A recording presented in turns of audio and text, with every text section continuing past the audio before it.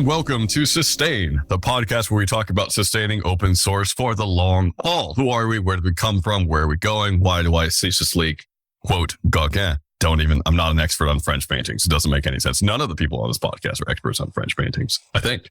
You never know. Really excited about our guest today, but before we introduce them, I want to make sure you know who the hosts are on this podcast because other voices may chime in. So I am, of course, Richard Littauer. Hello, everyone. And also on the podcast, we have the inevitable Justin Dorfman. Justin, how you doing? I'm doing great, Richard. How are you? Doing good. Went birding this morning. Rusty Blackbird. Nice. And then we have the inexorable Ben Nickolls. Ben Jam, how you doing? I don't know what inexorable means. That's okay. That's fine. We'll leave that up to the brief. No, keep it in. Then we have I can't think of another in word, but we have an amazing guest who you just heard, Amanda Brock. Amanda is the CEO of OpenUK. We have had her on the podcast before. We'll have a link to that in the show notes. OpenUK is a really cool organization that actually I'm going to leave her to describe because I don't have the elevator pitch down. So Amanda Brock, how are you doing first? I'm doing really well. Thank you. Excellent. Can you tell me again, what is OpenUK? Yeah, we're an industry organization about the business of open technology, and that's open source software, hardware, data. When I say the business of open technology, it always sounds like we're very corporate focused, but actually we're sort of the opposite. And we focus on everybody in the UK, everybody geographically based who works or wants to work around open technology. So we don't care who employs you. So long as you're in our space, we're interested in working with you. And we do a bunch of different stuff around community, legal and policy and learning, which I'm sure we'll talk more about. So the UK is really interesting technologically wise, because not only does OpenUK sort of work on policy, but there's also other areas. I'm thinking in particular of SSI, the Software Sustainability Institute, which is run by Neil Chiohong. Can you tell me the difference between OpenUK and SSI and how that works? No. Okay, that's all right. I think I love that. I can't answer. No, I don't know the difference. I don't know enough about them. I was just talking about them recently to somebody at the BCS who is on their advisory board. I think they're really interesting. I suspect, without being able to comment much on them, that we're much more focused on policy and big picture in terms of open technologies. Interesting.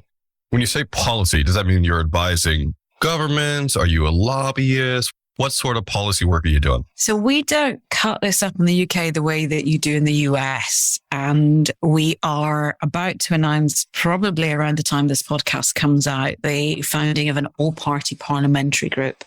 And that's the way that we educate politicians here. That APPG will be on open technology and it will be free to participate in. And OpenUK will be what's called the Secretariat, working with some politicians to lead it and bring topics into government for discussion. And then we do responses to legislation, advocacy, all sorts of different bits. But the laws and the ways, the whole policy piece is very, very different here from what you're used to in the US. Interesting. What I'm used to is probably, I feel like I always straddle the Atlantic because I also went to the University of Edinburgh. I lived in Britain for a while, but also the conversations that are really about around software. We both know you lived in Scotland. You didn't live in Britain. Come on, admit it. That is actually very true. Thank you very much. I did not live in Britain. Yes. For all of you out there, yes, separatism is the best, except when it's really not. But moving on, software sustainability as a topic, like how do we sustain open source, has actually been moved a lot by the Europeans more than the Americans. American government tends to be really, really slow at doing things. And also our politicians are, for lack of a better word, crap.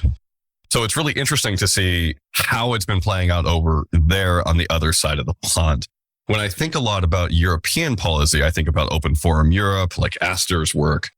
But of course, the UK is in this really awkward spot right now. Don't worry, we had Trump for a while. There's all sorts of everyone kind of is going through an issue at the moment. But I've been wondering, has OpenUK's mission changed since Brexit now that the UK is more of an independent body as a national group? And how has that influenced how we think about tech in Britain? Interesting. I think it's only a difficult situation if you allow it to be, right? So we just try to focus on the things that we can do and do well and not get dragged into the ups and downs of the political arena. Brexit is enormous, and it's enormous because it is one of the very few geopolitical shifts that you can draw a line on a timeline at an exact second as to when it happened. So it's a really definable geopolitical shift. And one of the things that I've become increasingly interested in, partly because of it, is how geopolitical shift, how politics impacts technology and vice versa, and where that's driving open source. And I'm sure that will really come out, particularly with Benjamin on the call today. Some of the issues that we're seeing at a government, a political level, and the cascading effect that that's having across open source software in particular will be something I'm sure we're going to talk a lot more about. OpenUK's remit, however, didn't change much because we are only just over 3 years old. And one of the reasons that I agreed to take on the role was that I saw a gap that needed to be filled post-Brexit. I've worked internationally since 2000 and wasn't really interested in an organization that was country focused initially until I saw that it was really needed for the UK. And I kind of like the way that we have built something that I consider forward-looking, but totally different. So you talk about Aster and OFE, who do a great job in Europe, but they're very much a policy organization. And it's only a bit of what we do. We have a big chunk on education and skills. And then also we bring together communities so that we have a reference point for that policy voice. And that just keeps growing and growing. So like last week we were at Kupaddle, the week before we were at DevOps London, DevOps Days London. And there's just so many great people here that we're getting to interact with. It's interesting that you bring up education. That is something that I know you do. Also, on the last podcast we had, you talked about your plans for a carbon neutral data center, which is another type of open work that OpenUK is also interested in.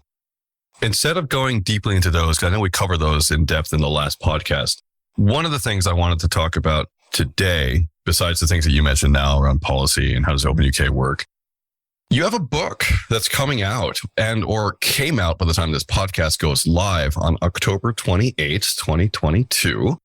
Can you talk a bit about what this book is? Well, it's mostly long, to be honest. And as the editor of a book that's 24 chapters long, I can say that it's a one-off experience for me. I really love writing and I hadn't realized just how hard it is to edit other people's work. So the book is Open Source Law Policy Practice, and it has, I think, 25 authors because some chapters are co-authored. And it flows through community, legal and commercial issues by splitting them into the sort of IP issues that we all know and love around open source, community building, that kind of stuff, looking at commercialization, looking at foundations, and really super interesting stuff that will be quite groundbreaking on the economics and on the standards piece and the issues that we're seeing in the standards sector. Knut Blind and Mirka Bohm have written that section. So I have to say my chapter is definitely not one of the best, but it is a really stupendous book. And bizarrely, these things are always super expensive, right? It's published by Oxford University Press. It's come out at £75. And I have a flyer that has a discount for somehow taking it to 52 that I think I can share with the world. So it's a relatively inexpensive book to start with for that kind of text. But actually the Veitch Foundation sponsored open access, which I'm really pleased about. And we'll share that open access link. I think I'm the only person that makes any money out of it. And I don't care about it. So please just help yourselves to it and use it as much as you possibly can across community projects. I'm more interested in making sure that that knowledge is there as a source of reference for people. Because I think as we get back into the policy conversation, the content of this book is something that will help guide people around some of the issues we really have to deal with. I'm so sad. I spent hours on the index and it's nowhere near perfect, but trying to find ways for people to have recognizable words to go and check legal points rather than having to go off and either work blindly or take legal advice every time they need something. So hopefully that will be a good first port in a storm. Nice. I like it. And I'm also glad they're going to have an open access version. OUP titles are really expensive. 75 quid is a lot. And as much as I would like to see that money go to you as the author, to be honest, not much of it will per book. No. I'm not worried about any of the money. People, please just take it, use it as much as you can. That nobody is interested from the author perspective and the editor perspective about making money out of it. It's not the point. How does your publisher feel about that? I got them open access funding, so I'm hoping that they're going to be fine about it. It's restricted for commercial usage, and I suspect that it will get adopted quite heavily in universities. There isn't another text like it. So, as we... Oh, that's good. Right. And it's kind of why we wrote it. So there's this community element where you want to create the resources. But also there was a first version of it with 2 other authors, which is about 10 years old now. And we all know how much open source has shifted in that last decade. Andrew Katz also brings in, he was on the podcast with me before, brings in hardware and some of the other opens into it. But I think there's a real gap in technology education in universities around some of these topics. And I'm hoping it sort of gives a curriculum. So it's like, in a way, Oxford Press, they're just like, we want this to spread. We want this in our universities and just everything. That's how they get paid.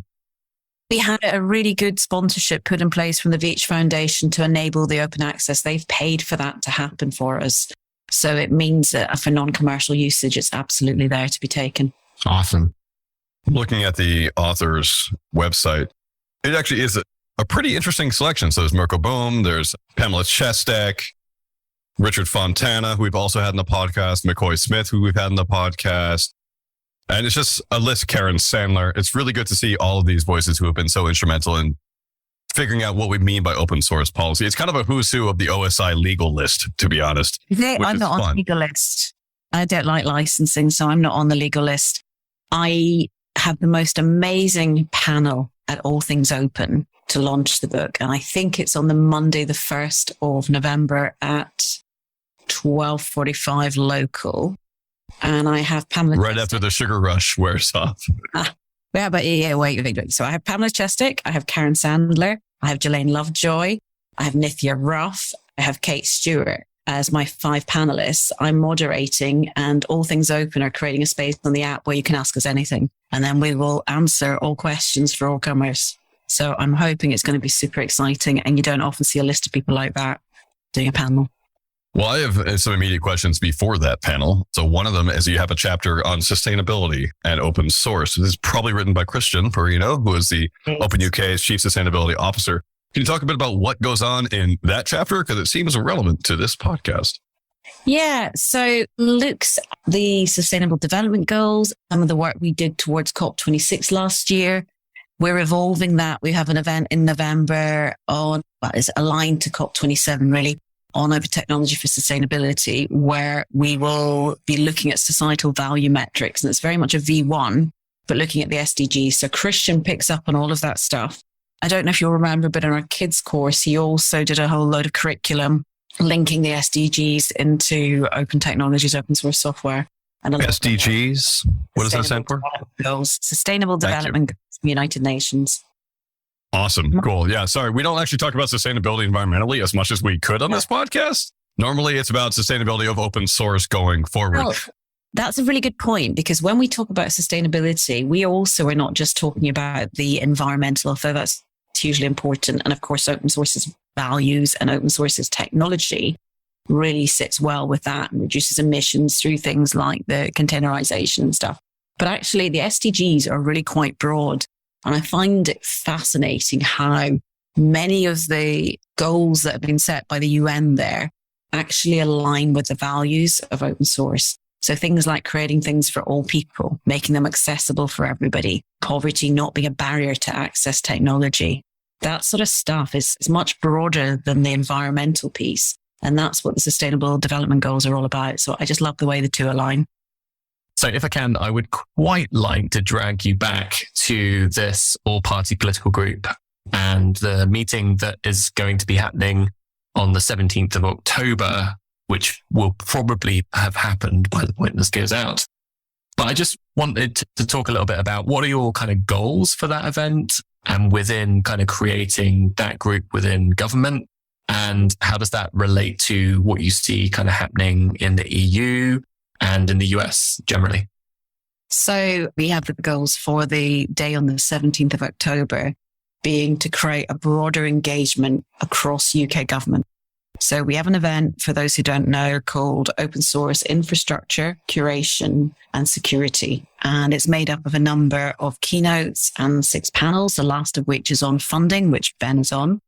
So it starts looking at what infrastructure is, looking at how the public sector is impacted by that today as a digitalized infrastructure, which is inevitably software defined, which is inevitably open source. So what does that mean? And how our governments are using and benefiting from open source software across the public sector in their national and critical national infrastructure. And it sort of weaves a story from there where we'll look at the Biden ordinance and security, the supply chain and software bill of materials piece. We'll move from that to talking about governance and good technical hygiene, the stuff that makes up curation. We then focus on security, technical issues, security policy issues before getting to that funding question. Now, it's a small event with what I hope will be a big reach. So we will be sharing videos afterwards. We have some senior figures from open source, from government participating in it. And we have an audience which, assuming people turn up, which we'll know by the time this comes out, will include a lot of different parts of UK and devolved nation governments. So for me, it's a stage one. And I'm going to say something that's slightly risky, which is that stage two is the state of OpenCon, which named to be confirmed, but I'm 99% that certain that's it, on the 7th and 8th of February in London, which will be for a couple of thousand people. And it will take what we do in October, that's an Anglo-American conversation intentionally, to an international arena.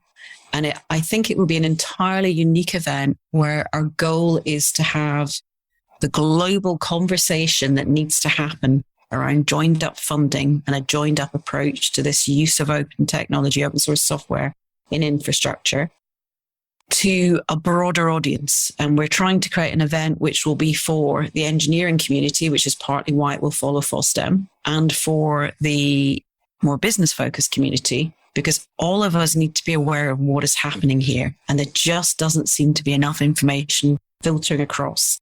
So I presented last week at Cube Huddle in Edinburgh, and the number of people who are worried about liability, about potential shift in liability back to the developers, which I don't think any government is trying to do, but there is a lot of FUD around it. There's a lot of misunderstanding.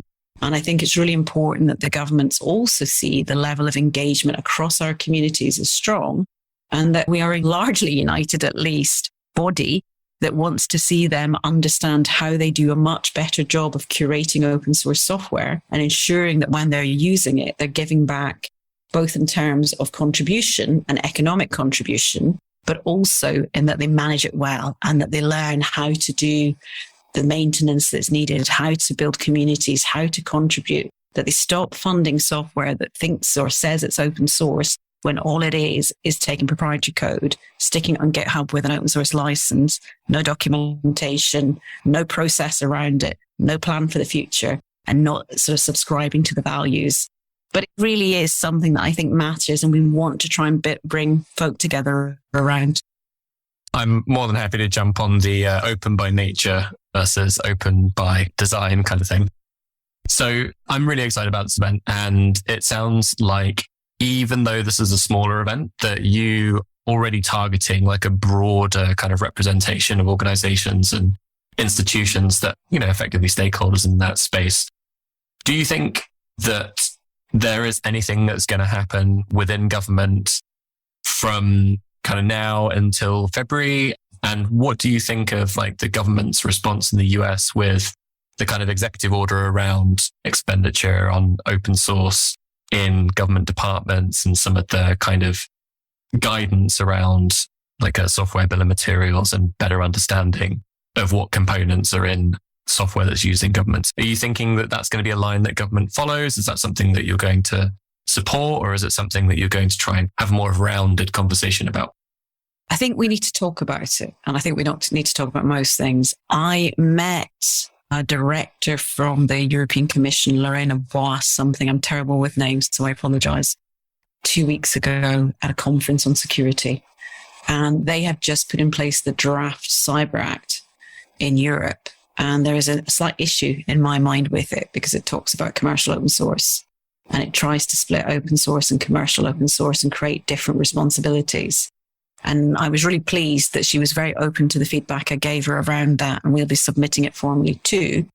And was very clear that what they're trying to do in Europe is ensure that the end user is responsible. Now, by that, open source is distributed freely. It's distributed on an OSI-approved license. It's distributed without liability, right? On the other end of the scale, the user will take that open source and use it in all sorts of different scenarios, which can include regulated space or high risk spaces. And that user needs to own that, and that the laws need to reflect that. Now, SBOMs are about transparency and clarity. And in my days at Canonical, we used to create equivalents all the time. All the commercial customers wanted things like that. So I think having that standardization is good. And I think it's needed. There is a point in the dependencies where we're just going to have to draw a line, and we're not going to be able to put everything in there prehistorically. It's going to be to a certain point, and we're just going to have to stop and say that's as good as you get. But I think you see a rise in the usage from the Biden ordinance. In the UK, the OpenUK survey showed about 23%, something like that, 21%. In the US, it was over 70% of organizations that are using SBOMs now. And the legislation is meant to be pushing the end user to have it. Now, that's fine because that's their responsibility. When you want things from the open source community, you cannot simply expect those things to be done for free. You know, we give you the code. It doesn't mean that everything else that you could ever ask us to do, people are going to go off and do. Now, when I was being asked about security and are you going to have to become a security expert, I was sort of joking with a young friend saying, if I was your mum, I would tell you to go and do a course in security. We're all going to need to know that going forwards, and it'd be a brilliant thing for everyone to do. But I don't think the obligation can ever fall legally, fully on the open source community. It has to sit at the end user level. And if they want work done, it needs to be through curation, and that needs to be paid for. And that's where the liability shifts when you contract to do work that you're paid for. And even then, and I'm going to keep saying this, you should not be taking on liability for the open source code. You should be taking on liability for the work you're paid to do. SBOMs, for listeners who aren't sure, are software bills of materials, and it's an industry way of basically listing all the things that are in your software. This is, of course, very, very difficult for open source packages because open source packages tend to use dependency trees, which go all the way down until you're just swimming in a pool covered with turtles. So one of my questions while listening to this conversation is, you say you can't put work on open source maintainers without paying them, which is accurate, but also payment is only one possible way of basically remunerating people for their work. And some people may just not want to be involved at all. Do you know if there's been conversation about what happens if one part of the dependency stack just doesn't want to be included and doesn't want to bother with having an SBOM or dealing with any governments or anything like that and refuses to do any work? Well, I don't know that you're necessarily going to have to. That's the whole point for me. When I talk about money, money's a useful thing. And the more that I run OpenUK, the more I appreciate that and the value of the money that different partners and sponsors give us, because it allows me to do stuff. And I raise money to do specific projects, and that facilitates it. Now, sometimes I do it myself, and sometimes I go and get someone else to do it for us. And that's how I see this panning out. When the work needs done, I've tried to be clear, and sometimes my old lawyering skills coming in, maybe I'm confusing a little bit. But the laws sit with the liability, as far as I can see, on the end user for the use case in which they use open source software. Changes to that need to be contracted for. And I don't think there is anything anywhere that I've seen that is pushing it back to the open source community. What we'll need to do is look at if people are willing to do the work and be contracted to do that, whether it's being a maintainer that they would be anyway, and that there is going to be recompense because their work is being used at an international infrastructure level, then we need to work out how that's going to happen. And that's a really big conversation that I do not know the answers to. But we need to start having the conversation with people like Benjam. The other piece of it is that nobody should ever be forced to do something they don't want to do, in my view. There are things we have to do for the greater good, but coding to me is a freedom of speech, and it's not something that we should be regulating. So if someone doesn't want to participate, there needs to be a structuring that allows that high risk usage, that infrastructure usage or critical infrastructure usage. And I suspect we will see something new evolve, which I've been referring to as stewards. And I think we will end up with governments creating bodies. My personal view is they'll be public-private enterprises or initiatives, and they will hold code that is sanitized or curated for usage in the public sector. And I think we'll see governments wanting that. And it's not an OSPO, it's a hybrid. And I think it's somewhere between a foundation and an OSPO. And I think that is going to create a massive cadence. I think there's going to be a huge amount of traction. And then we've got to work out how the funding is done. Because one of the people coming to speak at our event in October is from the UN. He's the director at the UN. And people like that need to be engaged in this conversation to understand how we're going to reap that money, bring it together. I don't want to see countries setting up sovereign funds on their own. I want to see them working out how they're going to throw money into the giantest of giantest pots. If you figure that out, let me know, because that sounds impossible. I mean, we're already seeing governments pushing this forward on their own, right? I mean, they even called it a sovereign fund in Germany. And the US law that just came out, which is proposed, is super about federal America, security, America, freedom. I mean, I'm surprised it's not called the Freedom Act again. So, but you've got to live with that, right? You have to accept. And we, as an organization that's come out of Brexit in some ways, have had to deal with all of this. And we talk about focusing locally to collaborate globally. We're about UK leadership and global collaboration. And I'd love to see every country looking at their open source vote in that way. And if you don't try, it's not going to happen, right? Now, we've engaged with the people in the Sovereign Fund in Germany, and I hope they'll participate. They can't do this event in October, but I hope they'll be part of the event in February, because all comers are welcome. We all need to be part of this conversation. We will not all be happy with the solution. It never works like that. But if we can do the right thing enough, then we should be able to create something that is really groundbreaking here. And there's so much of the bedrock of the work already happening in different pieces. I think probably, Richard, you see a lot of this too. I'm sure Justin and Ben also. But I get to see so much of what's going on across this space. And there are so many different pieces that drawn together could have a really strong impact in creating that conclusion, hard as it might be to get to. I want to come back to your idea of like the weird corporate / governmental OSPO union foundation thing. Do you think that is going? No, I'm sorry. It's cool. I like the idea. So I'm thinking about it and I'm thinking, why don't I quit my job? Sorry, Ben. And just immediately go and start a company that copies open source code that's been provided as is into the commons and says, we'll provide the SBOMs for this code.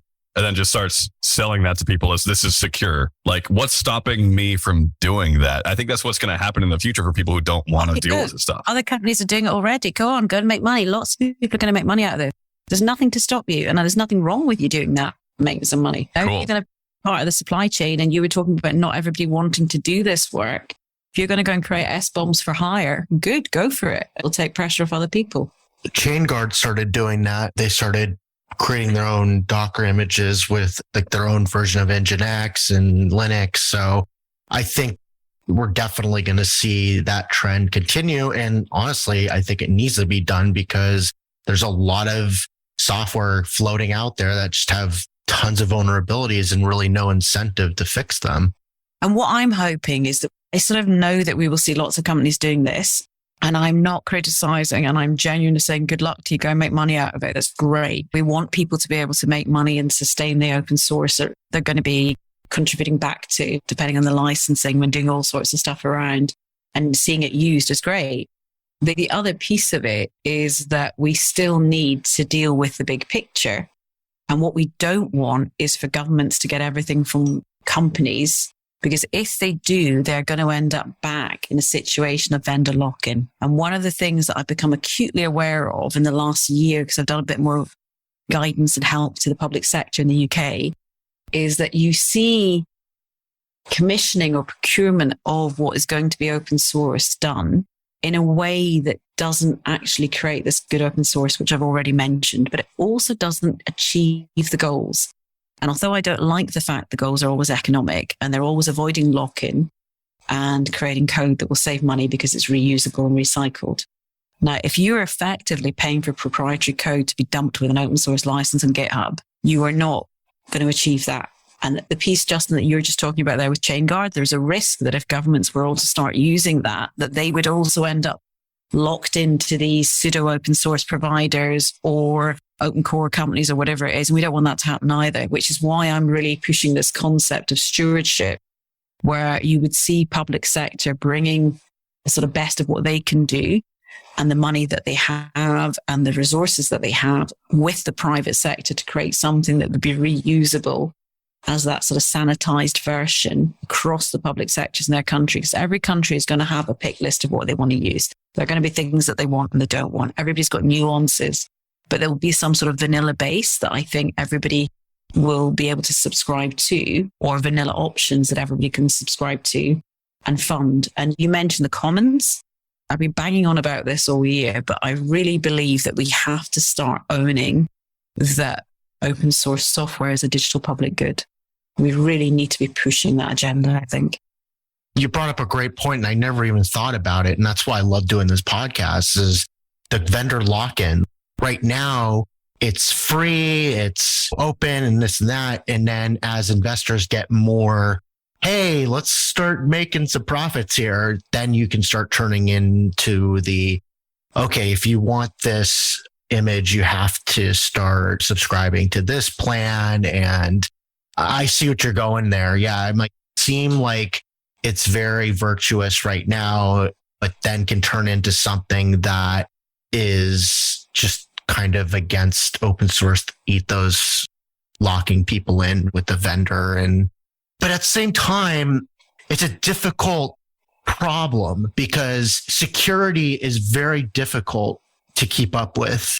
With the amount of CVEs that are being published each day, you need a company or some type of entity with lots of resources that can keep up with the amount of vulnerabilities that are being produced with open source. So it's a difficult issue, but it's also a really good issue because that means open source is growing.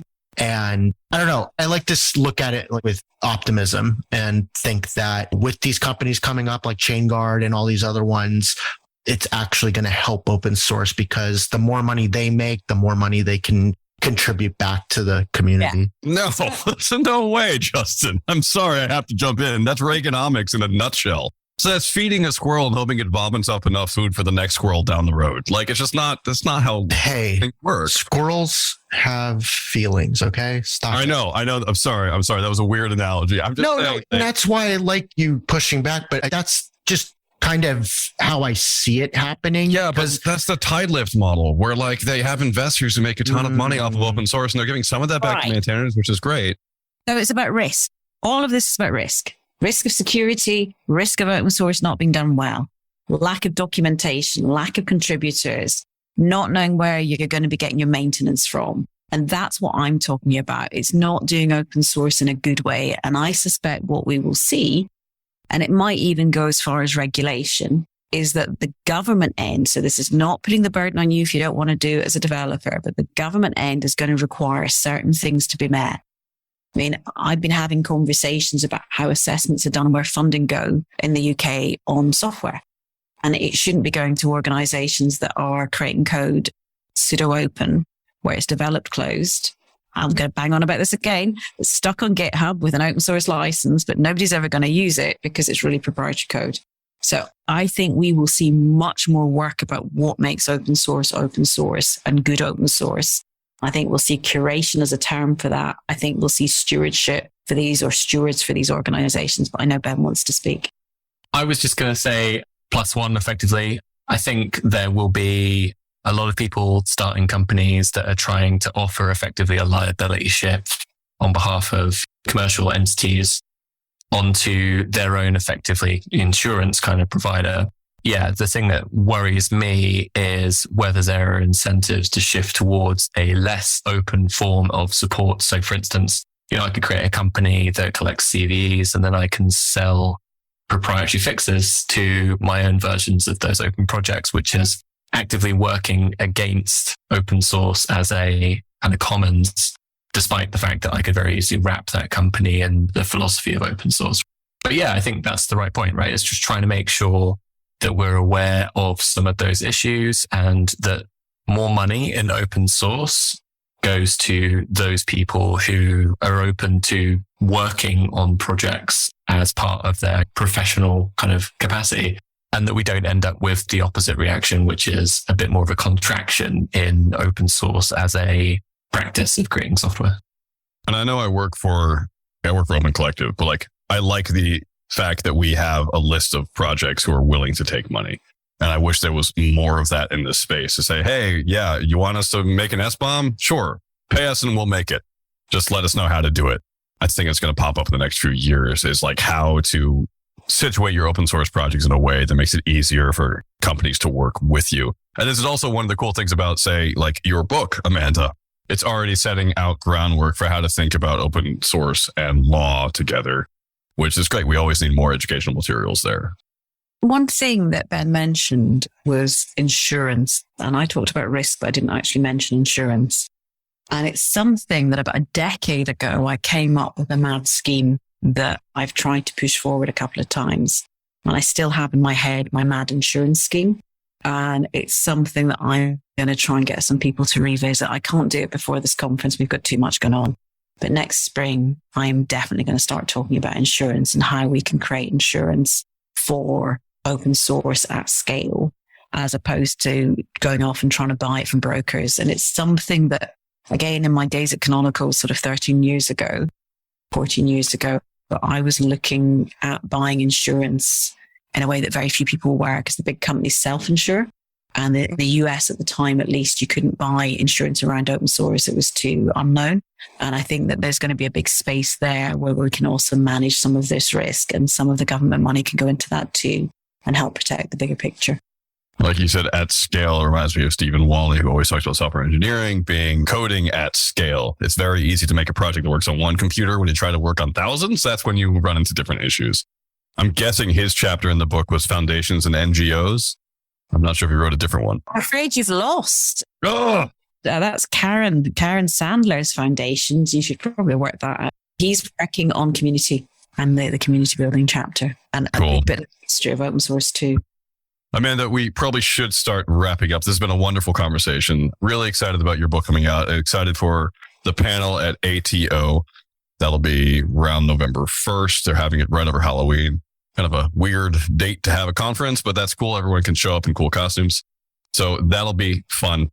Before we head on to Spotlight, obviously people can buy this book on Oxford University Press, and we will have our link in the show notes for that. But Amanda, where else can people follow you and OpenUK on the interwebs? You'll find us at openuk.uk. You'll see a lot of information on the website, different projects that we're working on, and details of all our events. And then you can follow us on LinkedIn and Twitter, OpenUK_UK and at Amanda Brock UK. Excellent. When you get a Scotland website up, let me know. openuk.scotland. Sorry, just having fun. I'm obviously not Scottish anyway. I'm in Vermont. Amanda, thank you so much. This has been excellent, but don't leave yet. Yes, this is the time of the show where we focus on Spotlight. What is Spotlight? It's a section where we dedicate love towards other projects, people, books, what have you, that we feel have really helped us out in our lives and or need some light shed on them. Justin Dorfman, my traditional first call. What is your Spotlight today? My Spotlight today is OpenSauced.pizza, which is founded by Brian Douglas of GitHub DevRel fame. He has a really great YouTube channel where you can just click on his OpenSauced.pizza. It's like in the top right corner. Very great guest, high quality production, like just really good stuff. And I'm loving what he's doing. Excellent. Thank you so much. Ben Nickolls? Mine is a revisit to a very popular program that I've mentioned before, which is Solarium. And the reason why I wanted to mention them is that they have, after 20 years of building a free open source planetarium and astro kind of platform, released version 1.0, which is something to be celebrated. I love the idea of not getting to 1.0 until 20 years after you started. And I love the idea of a project like that going through many maintainers and having such a kind of solid foundation that they're kind of able to have that kind of history. So yeah, I just want to basically to say congratulations to everyone that's working on Solarium and keep up the good work. It's amazing. That is awesome. 20 years is, of course, a very short time in interstellar levels. So that is great that they did it so quickly. My Spotlight today, there's so many things I could talk about, but obviously I'm going to talk about birds and the UK because why not? Colin's Bird Guide is just a really excellent bird guide. If you're ever in Britain or even anywhere in Europe, it is the best guide for Anglophones. So go look it up. It's really heavy, which is weird for a field guide because you don't want to carry a brick with you, but there's a great app that also has some really great sounds on it that can help you out. It's the app that I use when I'm in Britain and I want to know what life looks like and how to identify that life if it has wings. So go check it out. And is like warm-blooded, not an insect. I don't know what the insect guide is in the UK. I'm going to stop talking. Colin's bird guide is great. Thank you so much. Amanda, what is your spotlight? So you've confused me. So cormorants are not warm-blooded, but they're birds in the UK. So they are warm-blooded. Yeah, they spend a lot of their time. What do they have to do? Is that not because of cold? No, they actually have to oil out their feathers because they don't have the protective oils that other birds have. And so they're drying them out all the time. They don't have that because it makes it easier for them to swim. Very good question. Okay. So clearly I'm not writing a book about birds. The spotlight I would make today is on one of the people that we work a bit with at OpenUK, Eddie Jode, who is a GitHub all-star, but who has just won a prize from them for being the best educator. And he is tireless. He does so much open source education, absolutely amazing. Every now and then I end up on one of his live Twitter things, and we just see so many people taking their first steps into open source. So big shout out from me for Eddie. He has really good Twitter spaces. If anyone's into open source education and just even non-code contributions, like he's just really all over the place. And congratulations to Eddie. Awesome. Thank you, Eddie. Thank you all for coming on the podcast. This was great. If you have any thoughts about OpenUK, Amanda Brock, or sustaining open source software in the future, please do let us know. Of course, you can find Amanda on Twitter and LinkedIn, and we'll have that in the show notes. Same for OpenUK. You can find us also on those places. So you can go to SustainOSS on Twitter. You can email us at podcast@sustainoss.org. You can just go to sustainoss.org. You can go to our discourse on discourse.sustainoss.org. And if you like this podcast, you can always rate us on Apple, Spotify, and what have you. Always love getting some love there. If you would like to be on the podcast or you know someone who should be on, please let us know. And also, really do check out Amanda's book. We'll link it when it comes out. So very excited to be able to do that. You could also go to the OUP's website and order it there. Should be out October 28th this year. Thank you all so much. And that's it. Thanks, y'all.